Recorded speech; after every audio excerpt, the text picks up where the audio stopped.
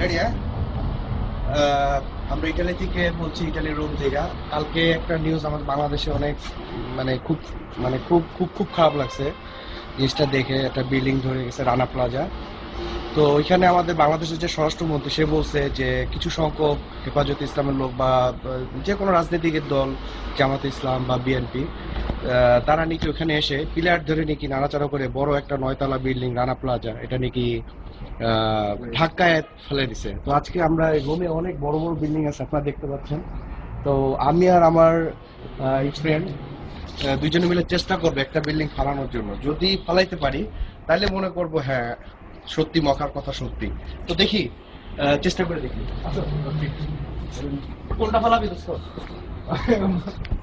এইটা ফালা, এইটা ফালা, এই যে এটা ফালা।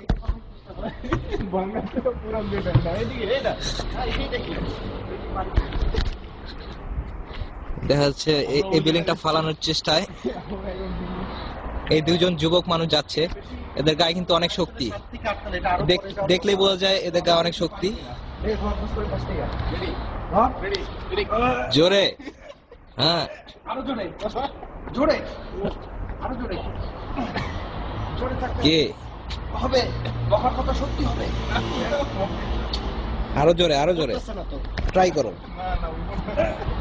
আমার মনে হয় মখা কোনো রহস্য জানে। মগা যেহেতু বলছে অবশ্যই হবে। চেষ্টা করবো মখার সাথে কন্ট্যাক্ট করার জন্য, বাট বিল্ডিং তো ফালাইতে পারতেছি না। কাট দেখি পারি কিনা। সম্ভব না। উই আর সরি মখা, আপনার কথা বিশ্বাস রাখতে পারলাম না, কারণ বিল্ডিংটা একটু পরিমাণও নড়ে নাই। পুরোটা মিলে খিদা লেগে গেছে। সো এখন লাঞ্চ টাইম, আমরা এখন খেতে যাব। সবাইকে ইটালি থেকে শুভেচ্ছা জানাচ্ছি। আর এই শোক সম্মত সব যারা মারা গেছে তাদের আত্মার মাগফিরাত কামনা করছি। ওকে, ভালো থাকবেন।